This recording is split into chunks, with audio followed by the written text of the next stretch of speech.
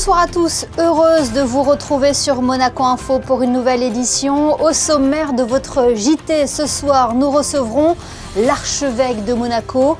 Quelques jours après la visite historique du pape Léon XIV à Monaco, Monseigneur Dominique-Marie David partagera avec nous son bonheur et sa reconnaissance d'avoir pu vivre ce moment exceptionnel.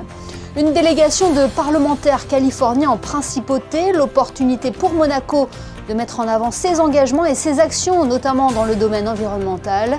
L'Opéra de Monte-Carlo dévoile sa saison 2026-2027, un voyage mêlant de grandes œuvres du répertoire et des propositions singulières.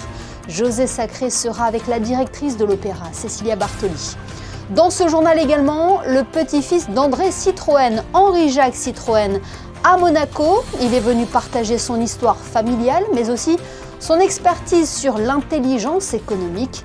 Et puis Monaco n'a pas le droit à l'erreur en Euroleague. La Rocket Team affronte Dubaï demain soir. La victoire est obligatoire pour conserver ses chances de pouvoir accéder aux playoffs.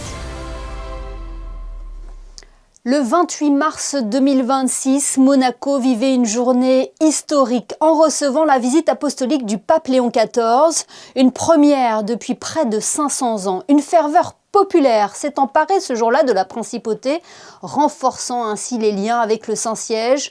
Pour revenir sur cet événement, l'archevêque de Monaco, Monseigneur Dominique-Marie David, nous attend en studio. Bonsoir Monseigneur. Bonsoir. Merci d'être avec nous en studio pour revenir ensemble sur la visite historique du pape Léon XIV à Monaco. Tout d'abord, est-ce que vous réalisez qu'il y a quelques jours encore, il y avait ici le souverain pontife en principauté? Alors, pour être franc avec vous, pas trop. Alors, heureusement, effectivement, il y a des restes, des souvenirs, des témoins de l'événement. Et chaque jour, je me dis, oui, effectivement, cet événement qu'on avait plus ou moins espéré, mais de loin, sans certitude, oui, cet événement de quelques heures a eu lieu et c'était un bonheur pour nous, pour la principauté, pour l'Église diocésaine. Et voilà, aujourd'hui, les mémoires sont encore très, très, très, très vives de tout ce que nous avons vécu. Vous avez eu la chance de pouvoir vous entretenir avec le Saint-Père. Quelle a été la teneur de vos échanges? Ça s'est passé très simplement, c'est-à-dire que le pape sait s'intéresser, poser juste la question qu'il faut pour montrer son intérêt, pour mieux comprendre, pour mieux saisir.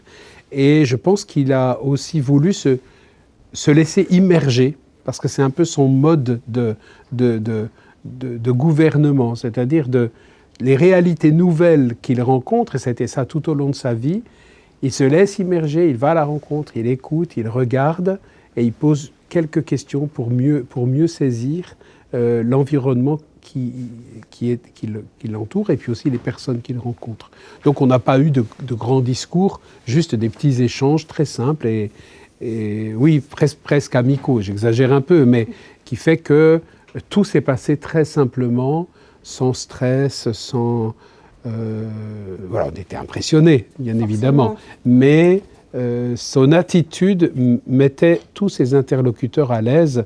On le voit dans les images, avec le prince et la famille princière, avec les gens qu'il a rencontrés ne serait-ce que quelques instants, les jeunes qu'il a pu saluer, tous ceux qui ont eu l'occasion de l'approcher de près. Et finalement, ils sont assez nombreux d'avoir pu vivre cette proximité avec le pape, ont témoigné de cette attention. On témoigne justement cette grande ferveur populaire.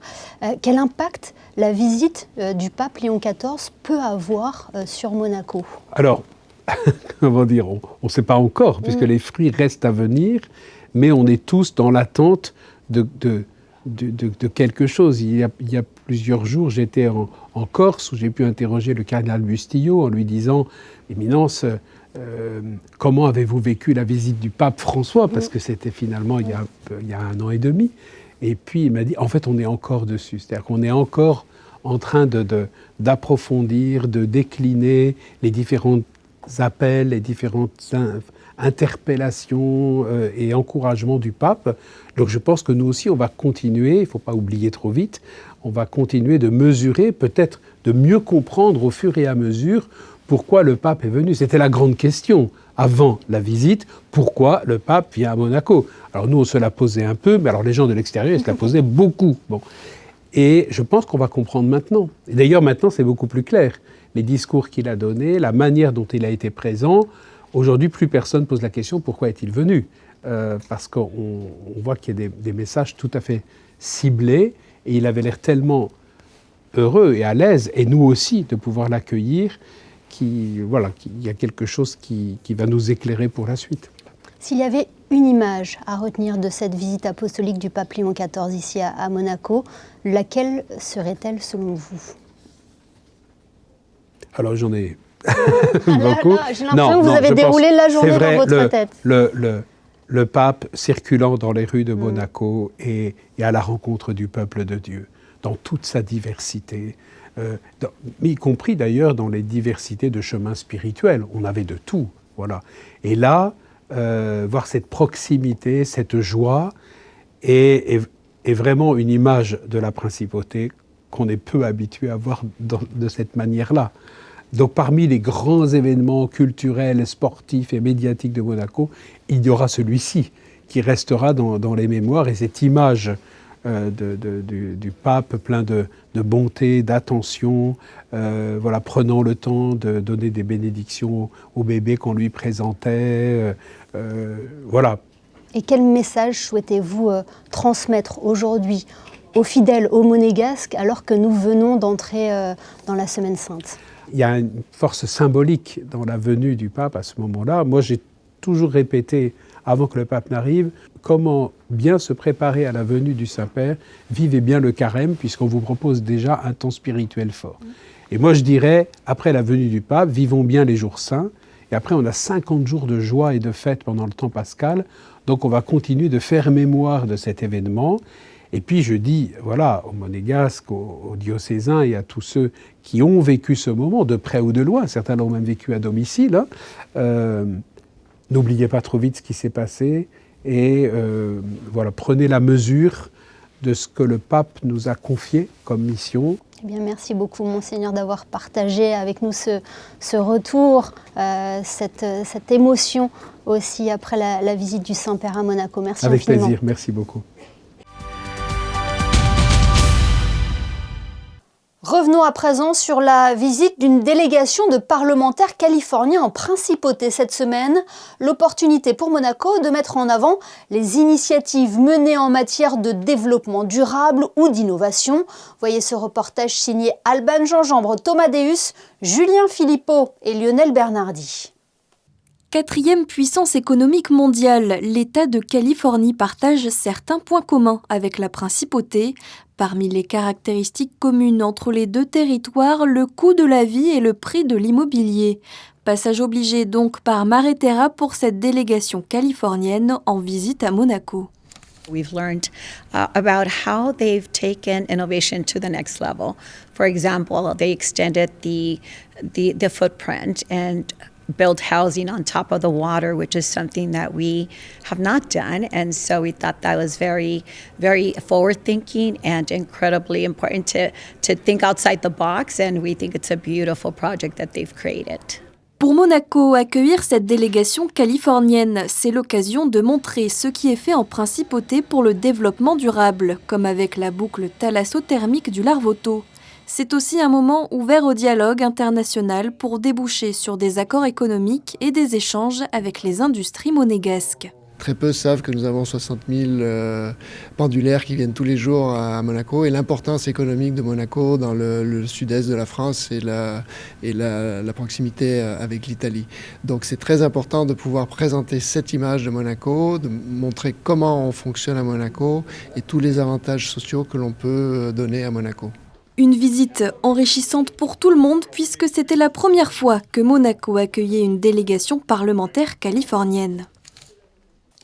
L'Opéra de Monte-Carlo a clôturé hier sa saison 2025-2026 par un dernier concert lyrique, celui d'Elina Garanza, qui se produisait pour la première fois en principauté. La mezzo-soprano a interprété des airs d'opéra composés des plus beaux rôles de son vaste et très varié répertoire. Elle était accompagnée du chœur de l'opéra et de l'orchestre philharmonique de Monte-Carlo. Et à peine cette saison refermée, Cecilia Bartoli a présenté aujourd'hui la saison 2026-2027. Sous quel signe est placée cette nouvelle saison ? José Sacré est avec la directrice de l'Opéra de Monte-Carlo pour le savoir. Bonsoir, nous sommes à l'Opéra de Monte-Carlo, à la salle Garnier, où vient d'être donnée une conférence de presse de présentation de la saison prochaine. Et j'ai le plaisir d'être accueilli par la directrice, s'il vous plaît, Madame Cecilia Bartoli. Bonsoir Cecilia. Bonsoir. Alors, cette présentation ce matin a eu lieu donc à la salle Garnier, pleine à craquer, parce que tout le monde voulait savoir enfin qu'est-ce qui va se passer la saison prochaine. Oui. Et je dois dire que le public n'a pas été déçu par l'annonce de ce programme, qui va démarrer le 7 novembre, je crois, par un récital. Exactement. On va mettre en valeur vraiment la voix. Et oui. La voix d'un ténor, qu'aujourd'hui, c'est vraiment le ténor de la nouvelle génération. Oui. Alors, Monsieur Tettelman, qui chante déjà partout en Europe, mais qui n'a jamais chanté ici. Oui. Et alors, ce sera un récital avec piano. Premier opéra de la saison, aux alentours du 19 novembre, donc de la fête nationale monégasque. Oui. Alors là, Porgy and Bess. Je ne me souviens pas que cette pièce ait déjà été donnée à Monaco. Ça va être formidable. Ça va être formidable. On a un cast formidable. Et la mise en scène, ce sera de Jean-Louis Grindard, bien sûr. Et je trouve qu'on a vraiment des chanteurs. On va avoir des chanteurs magnifiques. On va avoir le chœur de Cape Town. On va avoir vraiment de grands solistes. Et je trouve que c'est bien d'avoir une programmation variée entre récital, vous allez voir, opéra, opérette, Gershwin, Verdi. Je pense que ça donne, je pense, une sorte de fantaisie et une sorte de zotisme aussi au programme. Oui. Et puis juste après, le 20 novembre, alors là, au Grimaldi Forum, Carmen, avec une distribution, Benjamin Bernheim aussi, qui va chanter son premier dans José. Oui. Alors c'est génial, vraiment, ce chanteur. On le connaît, Benjamin, mais là, qui prend une prise de rôle et de venir ici pour cette prise de rôle importante. Alors, une curiosité, le 22 novembre au Grimaldi Forum, Cape Town Héritage. De quoi s'agit-il? Alors, Cape Town Héritage, voilà, c'est un chœur magnifique de voix. On va voir un programme très varié entre le gospel, et je pense que je crois que voilà, c'est comme je disais avant, de passer, d'avoir cette possibilité d'avoir comme notre chœur magnifique justement de l'opéra, mais aussi d'entendre des voix différentes. Après ça, on va terminer l'année en beauté, oui. avec la vie parisienne. Ça fait quand même quelques années que la vie parisienne n'avait pas été présentée ici. Non, c'est vrai. Ce sera à l'opéra, bien entendu, avec Gianluigi Capuano. Gianluca Capuano qui va, oui, avec les musiciens du Prince. Et là, on voulait justement, on voulait donner aussi à Offenbach, donner en couleur, jouer Offenbach avec les instruments d'époque, de l'époque d'Offenbach, bien sûr, oui. Mais dans ce style. Et je trouve que ça va être une belle découverte. Et puis, au mois de janvier, alors, pas mal non plus, Rossini, bien sûr. Pas de programmation de Cecilia Bartoli sans un opéra de Rossini, avec l'Italienne à Alger. Oui, l'Italienne Et ce sera à la fin du mois de janvier. Exactement, là on a vu dans la présentation, on aura notre Mustapha, ce sera Erwin Schott, bien sûr, Taddeo, on l'a vu dans la vidéo, c'est notre Alessandro Corbelli, on a vraiment un cast, un très très beau cast. Et avec Cecilia Bartoli, j'ai pas dit quand même. Oui. Oui. Vous êtes dans l'Italien à l'Alger, et quelques temps plus tard, le 29 janvier, à l'Opéra toujours, Cecilia Bartoli et Franco Fagioli. Oui. Alors là, je me réjouis déjà d'entendre ce concert. Franco Fagioli, sublime, extraordinaire. Bartoli, sublime.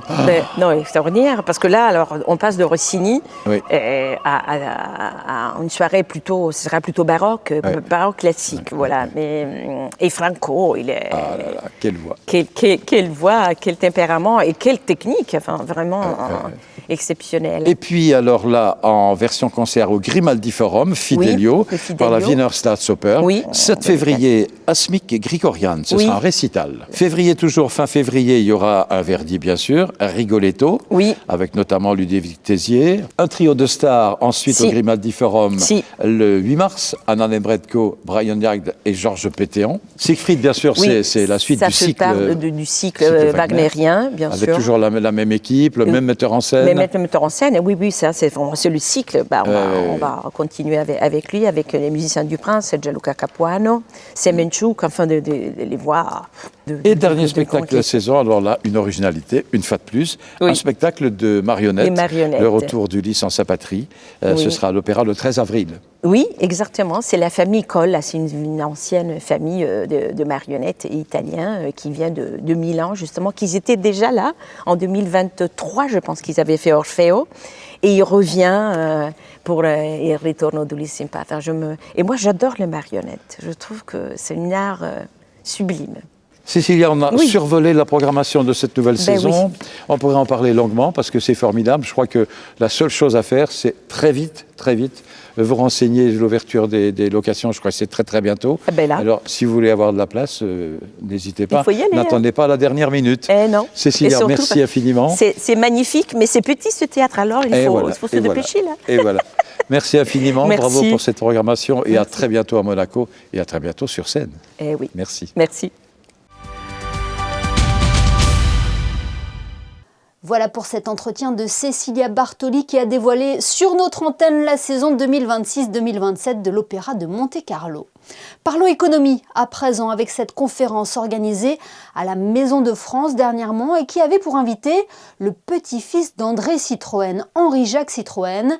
Il a partagé son histoire familiale et a également apporté son expertise sur l'intelligence économique. Les explications de Léa Dutrouille et Julien Laugier. La Maison de France de Monaco a réuni une conférence autour de l'intelligence économique. Organisée par les conseillers du commerce extérieur de la France, l'événement se veut unificateur. Ce win-win stratégique de Monaco et de la France qui travaillent ensemble sur les sujets dans le contexte économique actuel où justement la sécurité fait peur, la défense est une question, il faut parler. Il faut échanger pour justement avoir des plans d'action tous ensemble qui vont dans la bonne direction. Il ne faut pas garder ça tabou. Il faut montrer au contraire qu'il y a une énergie positive, que le business continue. Et pour moi, on doit faire ce travail de win-win ensemble. Je crois beaucoup à cette phrase de Saint-Exupéry. S'aimer, ce n'est pas se regarder l'un l'autre, c'est regarder ensemble dans la même direction. Et c'est ce que Monaco et la France doivent faire ensemble. Cette rencontre est notamment marquée par la présence d'Henri-Jacques Citroën qui souhaite faire entrer son grand-père, le célèbre industriel français André Citroën, au Panthéon. Il y a eu un rôle aussi très important dans le domaine social, puisqu'il a été un grand inventeur de mesures en faveur du personnel. C'est par exemple lui qui invente le 13e mois, des conditions très favorables pour que les femmes travaillent dans de bonnes conditions dès la Première Guerre mondiale quand il produisait des obus. Donc il a eu un rôle qui était déterminant pour renforcer l'économie de la France. Au Panthéon, aucun industriel, aucun chef d'entreprise. Et ce serait donc un message de soutien, d'estime qui serait donné à tous ces industriels, tous ces chefs d'entreprise qui font la richesse de la France et des Français. Objectif à long terme, mieux protéger les entreprises, notamment dans le secteur de l'armement, et renforcer leur compétitivité à l'international. En basket, la Roca Team affronte Dubaï demain soir en Euroleague sur terrain neutre en Bosnie-Herzégovine. Un match ô combien important pour les Monégasques qui devront impérativement gagner pour avoir une chance de se qualifier pour les playoffs de la compétition. Manouchar, Markoshvili et Nikola Mirotic reviennent sur les enjeux de cette fin de saison et la bonne dynamique de l'équipe, et ce malgré les absences de Mike James et de Daniel Theis. Ils sont au micro de Gaëtan Lebrun. We have experienced players. I think it's not about the past. We have the players who know how to play under the pressure. They have experience. They know how to react in what situations, like in different situations. So right now I don't see this as a problem, the pressure. Main thing is to find our rhythm, think positive and be together till the end of the season. Obviously we're having a lot of assists and Elia Kolbach is doing a wonderful job with that. Last 2 Euroleague games, 13 assists per game, and this is something great. When you have more balls in your hands, you can do more things. And right now, Ellie's been doing a great job. Also Serzel. So we have a big talent. We have the guys who cannot just score; they can create. And I think this team this year, when we create, when we share the ball, we had much more chance to win the game. So. Sometimes, we don't move it as well as we want, and some games we do. So I think the key is to move the ball. C'est une adresse bien connue des amateurs de couture à Monaco. La mercerie de fil en aiguille située rue Grimaldi s'apprête à tourner une page importante de son histoire. Après plus de 30 ans d'activité, son gérant envisage de passer la main. Il cherche aujourd'hui un repreneur, avis aux amateurs. Le reportage de Christinda Petit-Homel et Julien Philippot. Bobines de fil, rubans, boutons et accessoires de couture depuis 1896. La boutique de fil en aiguille fait partie du paysage de la rue Grimaldi. Derrière le comptoir, son gérant accueille et conseille les clients, quant à lui, depuis 30 ans. Au fil du temps, la mercerie est devenue une adresse incontournable pour les passionnés de couture à Monaco. Aujourd'hui, pourtant, l'avenir du magasin est incertain. Le propriétaire souhaite trouver un repreneur pour poursuivre l'aventure. Et c'est avec beaucoup d'émotion qu'il s'est livré à nous. Ici, des souvenirs, j'en ai des tonnes et des tonnes et des tonnes. J'ai eu, en tant que client, Monica Bellucci, j'ai eu Liz Hurley, j'ai eu Paul McCartney. Ici, la semaine dernière encore, j'ai eu Stéphane Bern. Beaucoup. Et puis bon, il n'y a pas que les célébrités. Mes clients sont pour moi des célébrités aussi, parce que ils sont tous sympas. Vous pouvez chaque fois, ils ont un petit mot gentil envers moi, en me disant, une petite larme à l'œil, que bientôt je ne serai plus là, quoi. Et alors, qu'est-ce qui va vous manquer ? Tout.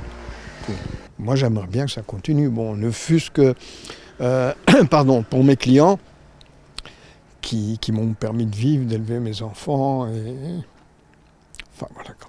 La première personne qui vient, qui est compatible avec ce que je l'adopte. Moi, c'est un petit peu comme perdre un membre de ma famille. Je l'adopte et je lui apprends même pendant des années s'il faut. Mais je veux que ça continue. Vous l'aurez donc compris, sans successeur, cette boutique emblématique pourrait fermer ses portes d'ici 2 mois, mettant fin à plus de 100 ans de présence à Monaco. Un appel est donc lancé aux passionnés de couture et aux commerçants intéressés pour reprendre cette mercerie historique.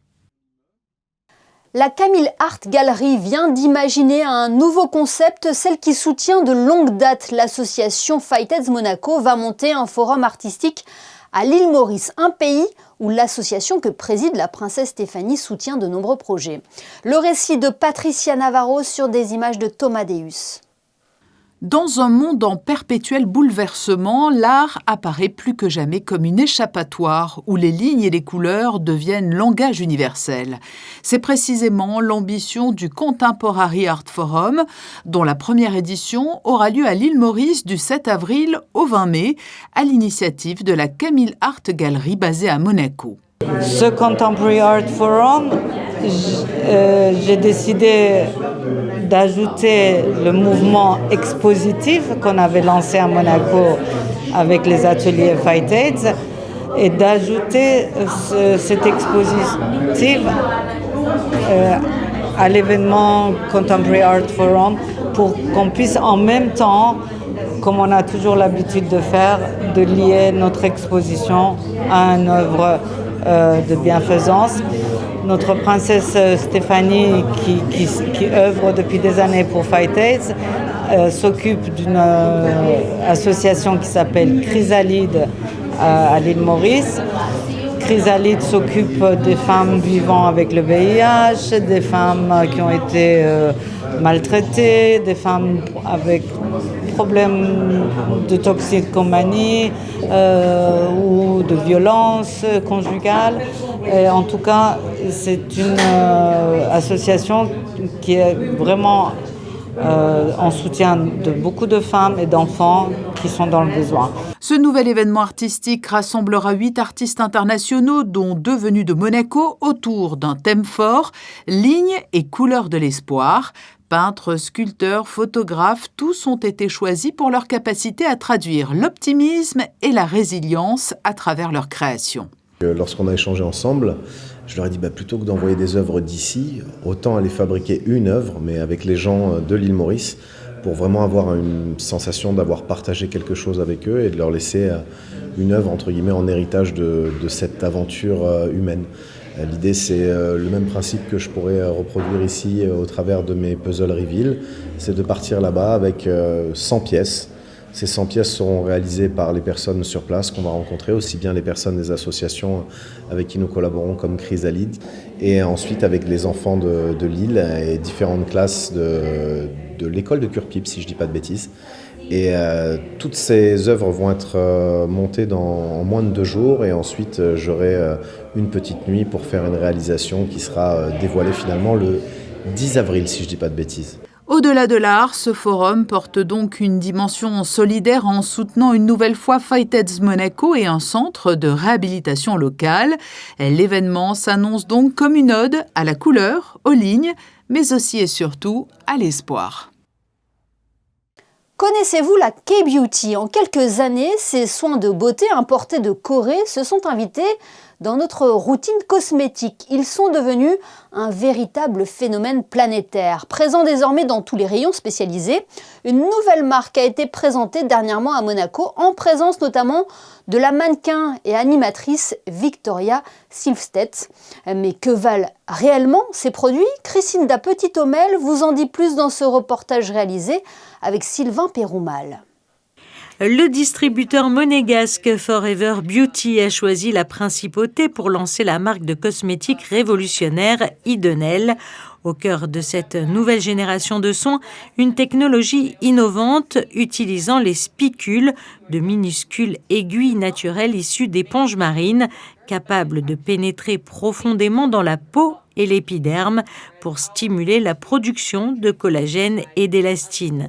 L'objectif, améliorer l'élasticité de la peau, lisser les rides et redonner éclat et fermeté au visage. It came from Korea and we distribute here in Monaco. It's a new brand, so it's a new product, cosmetics here in Monaco. The special of the Korean Beauty, it's the product that contain the spicula, that is the micro needling inside, and have the solution to penetrate the skin deep in the epidermis and help to build the collagen and elastin inside of the skin. Lors de cette soirée de lancement, différents médecins ont pris la parole pour présenter les mécanismes scientifiques derrière cette innovation et les résultats observés. The treatment is very innovative, and we have the medical line and the home line. The case is the skin texture. Right now, everyone is wanting this flawless skin, and this is the way to get it, even in the sun season, because now in April we can't use retinols, so the spicules will be the new hero. The result will be less pigmentation, less pores, and also very fast recovery. Avec ce lancement, Forever Beauty affirme ainsi sa volonté de faire de Monaco une vitrine de l'innovation dans la cosmétique de pointe. Vous pourrez retrouver les différents cosmétiques coréens Idenel dans 3 points de vente en principauté, le Club 39, L&L et Estécoach. Ce journal touche à sa fin. Merci de nous avoir suivis. Dans un instant, la météo de Christine da Petit-Aumel et un nouveau numéro de Monacook, votre magazine culinaire. Les photos de fin de JT ce soir sont en lien avec le 1er avril, journée de la plaisanterie et de la farce. Passez une très belle soirée. On se retrouve demain à 19h pour une nouvelle édition sur Monaco Info.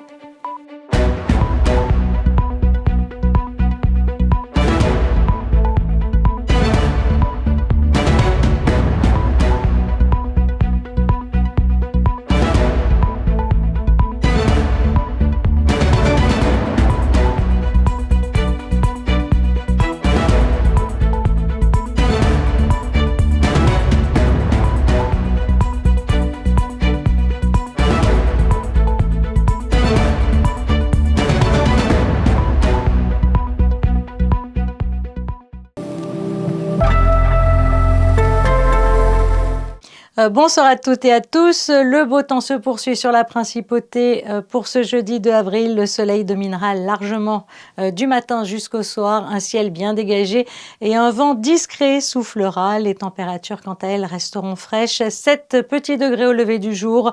Puis le thermomètre grimpera jusqu'à 17 degrés. Et puis sinon, demain, nous fêterons les Sandrines, un prénom qui signifie protectrice.